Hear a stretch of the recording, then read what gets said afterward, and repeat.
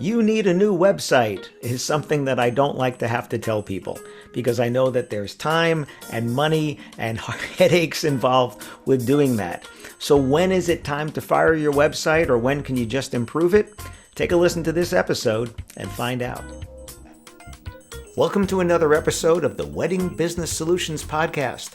I'm your host, Alan Berg, speaker, author, sales trainer, website reviewer, here to help you in your wedding and event business sell more, profit more, and have more fun doing it.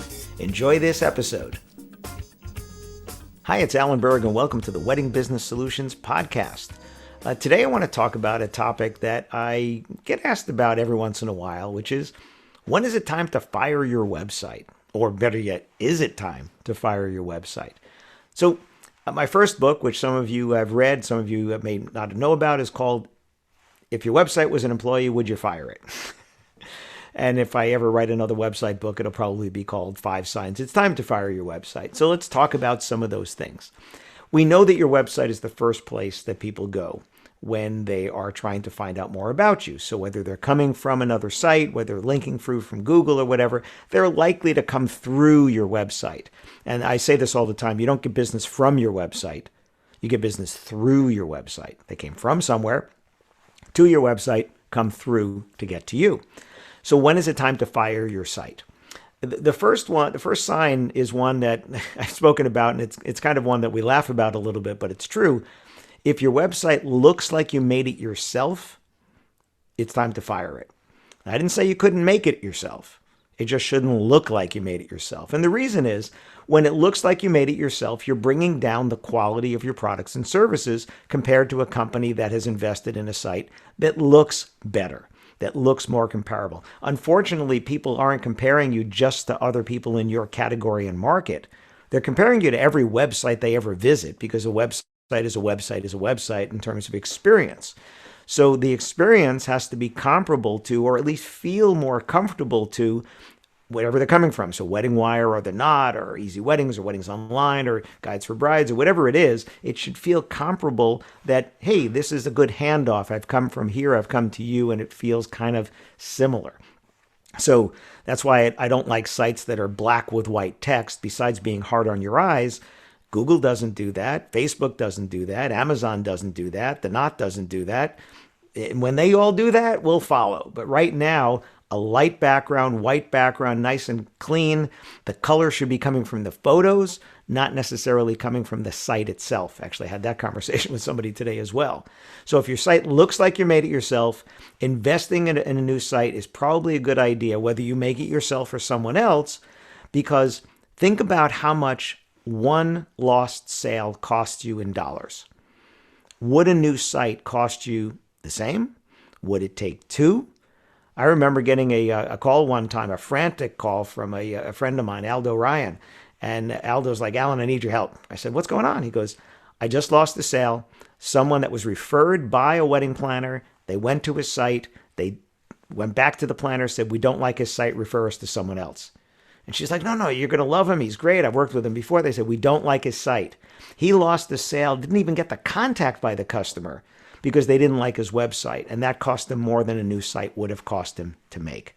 So if it's costing you more in lost business, there's another sign there. If it's costing you more in lost business, then you definitely need to make a site, because you're going to continue to lose money, right? You're going to lose more money by not changing the site than you would cost you to get the new site made.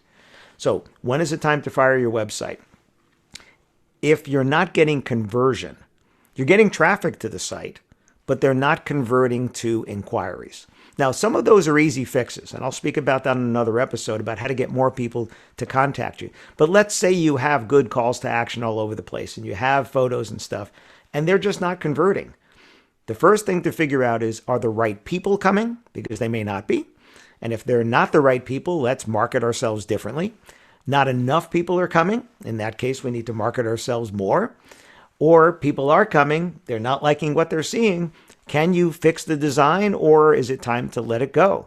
But again, are you losing more money with the current site than it would cost you to make a new site? So let's think about, what is the job of your website? For most people in the wedding and event industry, it's not to make a sale. because you can't. They can't put their credit card in and buy what you do. If they can, like on my shop, if you want to buy a book from me, go to shopalanberg.com. You can buy a book. The prices are there. It is a shop. It is e-commerce. It's made for that. But if you want to hire me to train your sales team, or if you want to hire me to do a website review, right, you can't do that on my site. Now, if you want to find out about group workshops I have, they're on my site, but you still have to click through to another site to buy it, to actually buy it and buy the ticket over there. That's e-commerce. But for most people in the wedding and event industry, they can't rent your venue, reserve your venue on your website. They can contact you. That's it. So when you see, and I see this often, buttons on your site that say, book us now. And I'm curious. I'm like, okay, am I going to actually book you now? That's what it says. Am I going to book you when I click on that button? It's going to take me to a page. I'm going to fill out all the information and put my credit card in. I've seen it occasionally. And I said, do people do that? And they tend to only do that after you've spoken to someone and then you send them there to basically do self-service on doing the contract and stuff. That's not the reality of most weddings and events, is that you have to get the contact. So let's think about the purpose there, right? You may not have to fire your website, but you might need to change a whole bunch of things on it and make it more clear what they're doing. Checking availability, getting a price quote, arranging for a meeting. What am I going to do to take the next step here? And if it's not actually booking you, then don't say book us now. And again, you may not have to fire the website, but you might have to fire that button and change the words on that. So kudos to you if it's a button, because that's good for mobile. But, don't have words that are those high commitment type of actions. Another reason to fire your website is if it's not mobile compatible. Now, these days, Google is not looking at the desktop version of your website anymore. It's only looking at the mobile version of your site. Now, for a lot of you, including me, we have a responsive design website, and the site is exactly the same on mobile and desktop. But just earlier today, I was having a consultation with someone, and he was showing me the different templates that he's considering to use for different websites he needs to make for different parts of his business, or different businesses, actually. And we're looking at mobile and desktop, and he said, yeah, I can leave some things off of the mobile to make it cleaner. I said, no. Mobile is first. You need to put all the things you want people to see on mobile and then also let them see them on desktop. But if he were to do that and have a mobile version that was scaled back, and Google comes and reads that website, the content that's on the desktop site is not getting seen. Stuff that's on desktop and not mobile would not be seen. So you want to make sure that your site responds, which means that it adapts to the size of their screen. So whether it's a small phone or a big phone or a tablet or a bigger tablet or a laptop or a desktop, right? You need to have it adapt. It's called responsive design. That's one site that adapts to the different sizes of the screen. And then you need to make sure that it adapts well. And what I mean by that is, just because it responds doesn't mean it's responding well. I just saw that the other day. I was a friend of mine, Brian Lawrence. Some of you heard me talking about Brian. We've known each other for years, and he's who I recommend for websites. So if you need one, Brian at brianlawrence.com. So Brian has me go through sites. If I recommend someone to him, he'll have me, he calls it Alanizing it. Instead of analyzing, Alanizing. It's cute. So I was going through this site, and it has some gorgeous photos, but on one of them, when it went from desktop to mobile, the couple was off to the side of the picture. It was a beautiful picture on desktop, but on mobile, they weren't in the picture at all.